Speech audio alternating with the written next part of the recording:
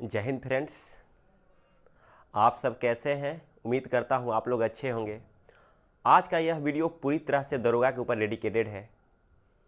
जब भी हम किसी एग्ज़ाम को क्रैक करने के बारे में सोचते हैं तो हम लोगों के माइंड में तीन बातें आती है कि उस एग्ज़ाम में क्या क्वेश्चन पूछेगा, किस सब्जेक्ट से कितने क्वेश्चन पूछे जाएंगे। तो इस वीडियो में हम इस चीज़ पर भी बात करेंगे। और दूसरा बात हम लोगों के माइंड में आता है कि उसके लिए हम कौन सा किताब पढ़ें। तो इस वीडियो में हम किताब के ऊपर भी चर्चा करेंगे। हम उसी किताब के बारे में बात करेंगे जो मैंने अपने प्रिपरेशन के दौरान पढ़ा था। और तीसरी बात आती है कि हम जो किताब लिए हैं उसको कैसे पढ़ें ताकि अच्छी तरह से उसको याद करके हम अपना एग्ज़ाम में अधिक से अधिक स्कोर कर सकें। और देखिए, एक और चीज़ है, कोई भी एग्ज़ाम है, कोई भी मतलब सफलता है, वो आपसे समय मांगती है, वक्त मांगता है। तो आप लोग को अब समय देना पड़ेगा, क्योंकि हम लोग मान कर चलते हैं कि आज से लगभग 60 या 70 दिन के आसपास आप लोग का एग्ज़ाम हो जाएगा। तो उसी के अनुसार हम इस वीडियो में रणनीति बनाए हैं कि इस तरह अगर आप लोग पढ़ रहे हैं, पढ़ेंगे तो निश्चित रूप से एक सीट आपके लिए पक्का हो जाएगा। तो उसी विषय पर हम चर्चा करेंगे। और देखिए, आप लोग का फॉर्म तो भरा ही जा रहा है। लगभग मान के चलिए कि दिसंबर लास्ट तक आप लोग का एग्ज़ाम भी हो सकता है, दिसंबर लास्ट या जनवरी स्टार्टिंग में। तो उसी के अनुसार हम रणनीति बनाए हैं। इस पर अगर आप लोग अमल करते हैं तो निश्चित रूप से आप सिलेक्ट होंगे, इसमें कोई संदेह नहीं है। तो देखिए, जो बिहार दरोगा का एग्ज़ाम है यह 2 चरणों में होता है। एक प्रीलिम्स होता है जो एक पेपर होता है उसमें, और दूसरा मेंस पेपर होता है जिसमें 2 पेपर होता है। तो सबसे पहले हम प्रीलिम्स के बारे में बात कर लेते हैं। प्रीलिम्स में एक पेपर होता है जीएस का, और इसमें जो टोटल क्वेश्चन होती है 100 क्वेश्चन होता है। एक क्वेश्चन 2 नंबर का, निगेटिव मार्किंग है 0.2। तो ये जो 100 क्वेश्चन है, हम अब इस बारे में बात करेंगे कि ये 100 क्वेश्चन किस सब्जेक्ट से कितने आते हैं। तो देखिए, प्रीलिम्स में सबसे बड़ा वेटेज होता है हम लोग का करेंट अफेयर्स और हिस्ट्री का। करेंट अफेयर्स से मानकर चलिए कि आप लोग का 20 के आसपास क्वेश्चन पूछे जाते हैं। आगे हम बात करेंगे कि इसके लिए आप कौन सा किताब पढ़ेंगे। तो 20 से 22 के आसपास आपका करेंट अफेयर्स हो गया, और आपका हिस्ट्री भी हो गया आपका 20 के आसपास। आपका ज्योग्राफी 10 के आसपास हो गया, पोलिटी 10 के आसपास हो गया, आपका इकोनॉमिक्स 5 से 6 मान कर चलिए। फिर से मिसलेनियस आपका हो गया, आपका ये भी मिसलेनियस 10 के आसपास पूछता है। और इसमें 2-3 एग्जाम जो पहले हुए हैं उसमें ये देखा जा रहा है कि 5 क्वेश्चन मैथ से भी आ रहे हैं। तो इन सब के लिए आप कौन सी किताब पढ़ेंगे और कैसे पढ़ेंगे, इन सब पर चर्चा करेंगे।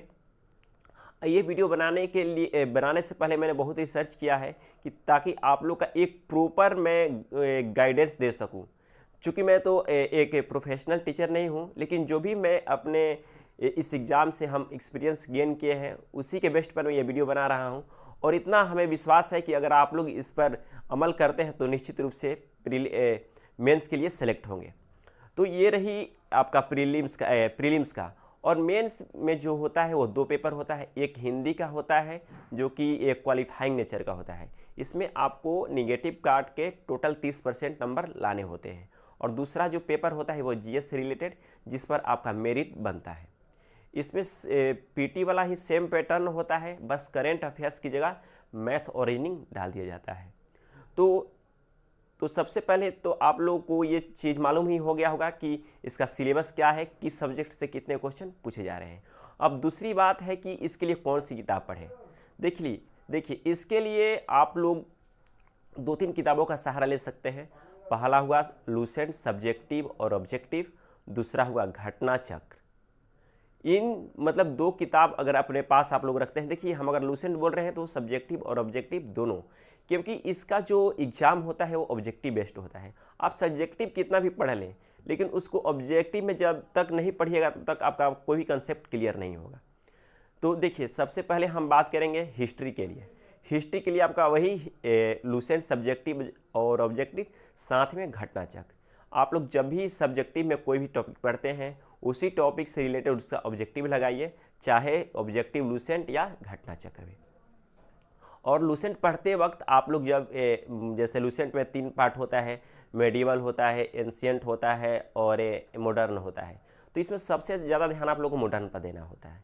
सबसे अगर मान लीजिए कि 20 क्वेश्चन आपका एग्जाम में आएगा तो 10 मॉडर्न से ही आएगा।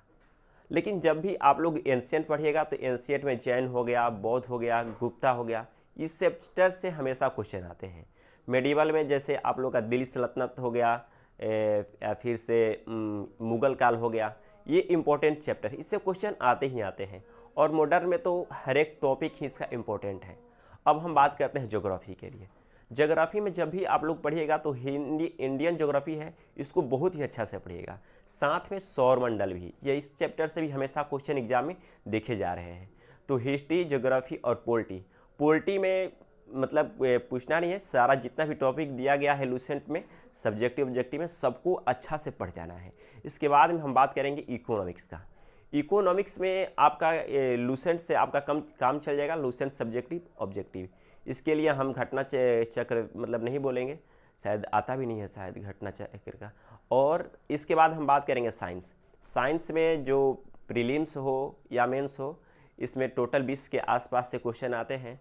तो मान के चलिए कि 20 क्वेश्चन अगर आपके एग्जाम में साइंस से आ रहे हैं तो 10 आपके बायो से आएगा, मतलब आपको बायो पर ज़्यादा ध्यान देने की ज़रूरत है।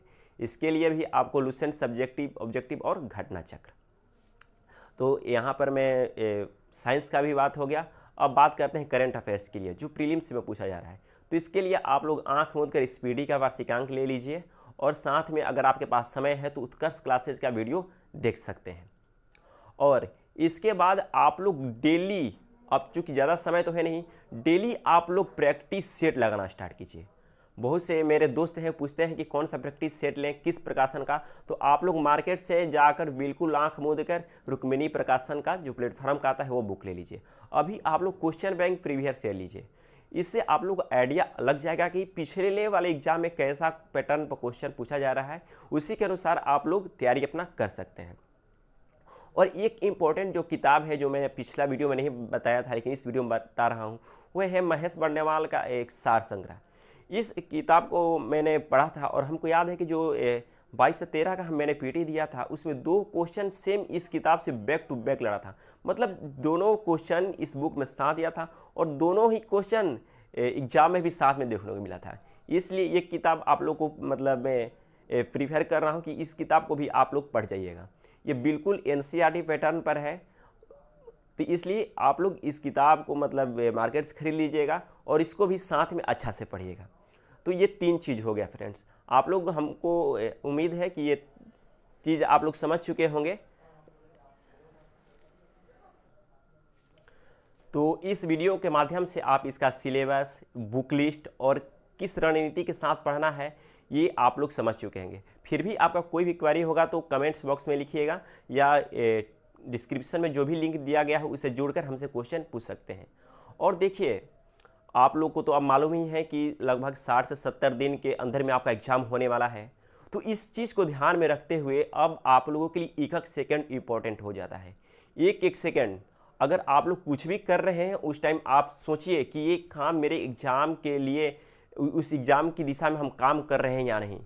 आप लोग इसके लिए जो भी समय है अपना प्रिपरेशन में दीजिए, और कुछ चीज़ें आप लोग सेक्रीफाइस कीजिए, क्योंकि कोई भी सफलता हो वह आपसे एक चीज़ समय और सेक्रीफाइस मांगता है। तो इसमें आप लोग सेक्रीफाइस करने का मतलब ये नहीं कि सोना छोड़ देंगे, खाना छोड़ देंगे, ये सब सेक्रीफाइस करने की ज़रूरत नहीं है। जो भी डिस्ट्रैक्शन करने वाली चीज़ें हैं वो आपके आसपास की चीज़ें भी हो सकती है, या आपके मोबाइल में कुछ ऐसे ऐप्स भी हो सकते हैं, उस सब को अनइंस्टॉल कीजिए और अपना एक सेकेंड अब एग्ज़ाम के लिए लगाइए, क्योंकि पता नहीं इसके बाद में दरोगा की बहाली कब आएगी कब नहीं आएगी। आप लोग देखे होंगे कि ऐसा न्यूज में आ रहा है कि जनवरी में भी 2000 वैकेंसी आने वाली है। देखिए, उसका एक रोस्टर भी निकाला गया है डिपार्टमेंट की ओर से। अभी सरकार ने उस पर मुहर नहीं लगाई है कि ये भर्ती आएगी या नहीं आएगी। तो उस चीज़ को भी माइंड में नहीं रखना है। अभी इसको अपना अंतिम भर्ती समझकर जी जान लगा देना है। जितना आप पढ़ सकते हैं अपना 100% दीजिए, ताकि बाद में आप लोग को अफसोस ना हो कि इसके लिए हम मेहनत नहीं किए हैं। अगर भगवान ना करे ऐसा कुछ निगेटिव होता है तो उस टाइम बहुत ही अफसोस होता है कि हमको और पढ़ना चाहिए था और मेहनत करना चाहिए था। तो उन सब चीज़ों के लिए अभी से आप ये कहने का, सोचने का मौका मत छोड़िए। जितना भी समय है पढ़ाई पर लगाइए, एक एक सेकंड पढ़ाई पर लगाइए। डिस्ट्रैक्शन वाली चीज़ों को छोड़ दीजिए। जो भी फ्रेंड्स, जो भी लोग आपका समय लेते हैं, उन सब से दूरी बना लीजिए, क्योंकि जब आप सिलेक्ट हो जाइएगा तो वही लोग आपसे मिलने आएंगे। समझ रहे हैं मेरी बात? तो इस वीडियो में इतना ही फ्रेंड्स, मिलते हैं अगले वीडियो में। कोई भी क्वारी होगी दरोगा भर्ती से रिलेटेड, हमसे आप कांटेक्ट कर सकते हैं, मैं बिल्कुल उसका जवाब दूंगा। फिलहाल इस वीडियो में इतना ही। जय हिंद।